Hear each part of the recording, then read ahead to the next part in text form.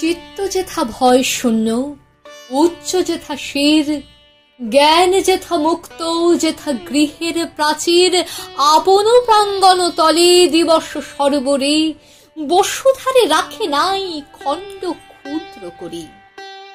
যেথা বাক্য হৃদয়ের উৎসমুখ হতে উচ্ছ্বসিয়া উঠে, যেথা নির্বারিত স্রোতে দেশে দেশে দিশে দিশে কর্মধারা ধায়, অজস্র সহস্র বিধ চরিতার্থতায়।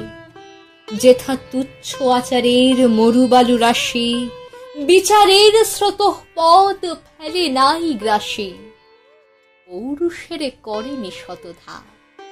নিত্য যেথা তুমি সর্বকর্ম চিন্তা আনন্দের নেতা, নিজ হস্তে নির্দয়ে আঘাত করি পিত ভারতের সেই স্বর্গে কর জাগরিত।